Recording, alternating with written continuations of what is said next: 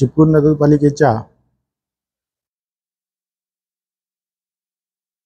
छत्रपती शिवाजी महाराजांचा अश्वगड पुतळा आणि नारायण तलाव या दोन कामांचे आपण दिनांक 18 ऑगस्ट 2024 रोजी लोकार्पण करत आहोत।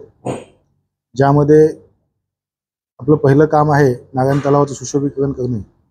या कामाला स्टेट लेक कॉन्झर्वेशन नावाची जी स्कीम आहे यातून शासनाचा 3.5 कोटीचा निधी प्राप्त झाला होता आणि ते काम आता आपलं 100% कंप्लीट झालेलं असल्याने आपण जिल्ह्याचे पालकमंत्री तथा महाराष्ट्र शासनाचे उद्योग मंत्री आमदार उदय सामंत साहेब यांच्या शुभ हस्ते आणि माननीय वायकर साहेब लोकसभा सदस्य यांच्या विशेष उपस्थितीमध्ये तसेच आपल्या जिल्ह्याचे लोकसभा सदस्य, विधान परिषद सदस्य, विधानसभा सदस्य या सन्माननीय अतिथीगणांच्या उपस्थितीमध्ये दिनांक 18 ऑगस्टला हे उद्घाटन करत आहोत। या अनुषंगाने आपण सांस्कृतिक 2 या ठिकाणी महोत्सव घेत आहोत, कार्यक्रम घेत आहोत। एक म्हणजे 4 वाजता डॉक्टर शिवरत्न सेटे यांचं शिवाजी महाराजांचे पुतळे का उभा केले पाहिजेत या विषयावर व्याख्यान ठेवलेलं आहे आणि 6 वाजता श्री पाटील यांचा शाहिरी पोवाडा आपण आयोजित केलेला आहे।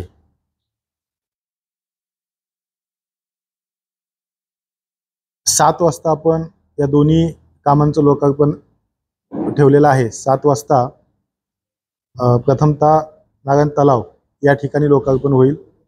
तिथून अतिथीगण आपल्या शिवाजी महाराजांच्या अश्वगड पुतळ्याच्या इथे येतील आणि तिथे लोकार्पण केले जाईल। त्यामध्ये ऑटोमॅटिक पद्धतीने त्या पुतळ्याच्या भोवती जो एक आपण पडदा केलेला असेल तो बटन दाबून उघडला जाईल आणि मग विद्युत रोषणाई आणि आतिषबाजी करून ते लोकार्पण होईल। या एकूण सोहळ्याच्या अनुषंगाने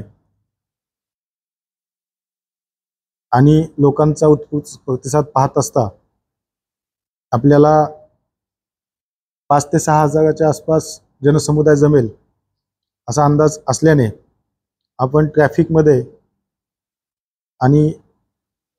काही बदल केलेले आहेत। त्या पद्धतीने आम्ही एसटी महामंडळ असेल किंवा पोलीस विभाग असेल यांच्याशी समन्वय साधून एसटीच्या ज्या बसेस आहेत त्याचे देखील मार्ग बदललेले आहेत। या सोहळ्यासाठी जे लोक तालुक्यातून किंवा वेगवेगळ्या ठिकाणाहून येतील यांच्यासाठी वाहनांचे जे पार्किंग आहे ते आपण मुख्यतः 3 ठिकाणी निश्चित केलेलं आहे। एक म्हणजे युनायटेड स्कूलच्या समोरच्या भागाची जे पार्किंग आहे तो एक असेल, दुसरा महाराष्ट्र हायस्कूलकडे जाणारा जो रस्ता आहे त्या ठिकाणी असेल आणि तिसरं जे आहे ते लोकमान्य टिळक वाचनालयाच्या बाजूला भैरव देवस्थानचं जे खुलं मैदान आहे त्या ठिकाणी। आणि याच्यापेक्षा जर जास्त लागलं तर मग आपल्याला महामार्गाच्या ठिकाणी हायवेला जी जागा आहे त्या ठिकाणी वाहने लावावी लागतील। दुपारी 2 पासूनच या दोन्ही ठिकाणी येणारे जे रस्ते आहेत ते वाहनांच्या वाहतुकीसाठी बंद केले जातील। त्याबाबत पोलीस विभाग आणि पोलीस विभागाचा जो ट्रॅफिक कंट्रोल विभाग आहे तो त्यांची कारवाई करेल। जे आपण मुख्य लोकार्पण सोहळा आयोजित केलेला आहे त्या ठिकाणी आपण महिलांसाठी एक वेगळी सोय करत आहोत। महिला आणि बालकांसाठी एल टाईप शॉपिंग सेंटर जे आमचं बाळासाहेब ठाकरे शॉपिंग सेंटर नावाने त्या ठिकाणी आहे त्या साईडला आपण महिलांची आणि बालकांची सोय करतोय। आणि ते सोडून व्यतिरिक्त जो वशिष्ठीचं जे शॉप आहे आणि पुढचा जो सगळा चौपाटीचा आणि इंदिरा गांधी सांस्कृतिक केंद्राचा भाग आहे त्या ठिकाणी आपण पुरुषांसाठी जागा निश्चित केलेल्या आहेत। या ठिकाणी जो जनसमुदाय जमेल त्याच्यासाठी पिण्याचं पाणी, मोबाईल टॉयलेटची सोय ही नगरपालिकेच्या वतीने केलेली आहे।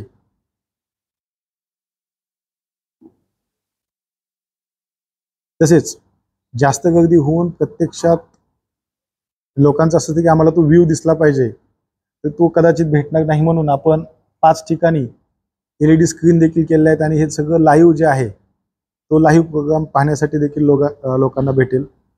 आपल्या मदतीने सर्वांचे आम्ही तो यूट्यूब लाईव्ह देखील करू. एकच आहे की आता ही आमच्या लेवलला, प्रशासकीय लेवलला केलेली ही तयारी आहे. याच्यामध्ये विविध संघटना, सामाजिक संघटना असतील, सांस्कृतिक संघटना असतील, त्यांनी देखील भाग घेतलेला आहे आणि त्यांचं देखील नियोजन आहे.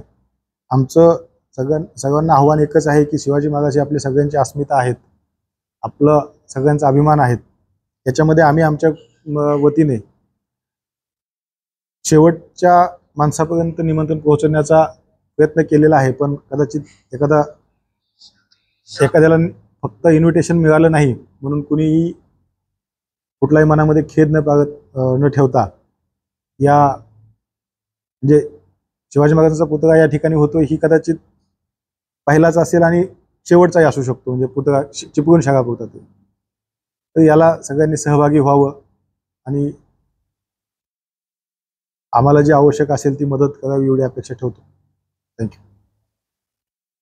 आपण जसं सांगितलं की 2 वाजता जी ते वाहनांसाठीची जी वाहतूक असेल ती आमचं बंद करायचं नियोजन आहे. पण जे सामाजिक संघटनांनी जे ते शोभायात्रा काढणार आहेत त्यांची परवानगी घेण्यासाठी आमच्याकडे अजून प्रस्ताव आलेले नाही आहेत. ते आले की मग आपल्याला त्या पद्धतीने ट्रॅफिक करावं लागेल.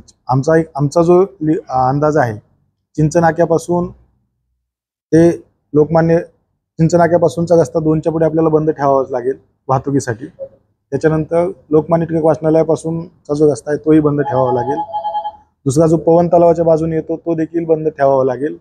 आणि तिसरा जो मुख्य आपला मार्कंडीतून येतो संभाजी महाराज चौक साई मंदिर तो देखील बंद ठेवावा लागेल. त्याच्यानंतर नारायण तलावाकडे जो अतिथी हॉटेलच्या दोन्ही साईडने येतात ते देखील रस्ते बंद ठेवावे लागतील. शेटे यांचं जे व्याख्यान आहे ते आपण इंदिरा गांधी सांस्कृतिक केंद्राच्या इथे आयोजित केलेला आहे. आणि पोवाडा जो आहे तो शिवाजी महाराजांच्या पुतळ्याच्या पुढे जो आपण स्टेज लावला आहे तिथे आयोजित केलेला आहे.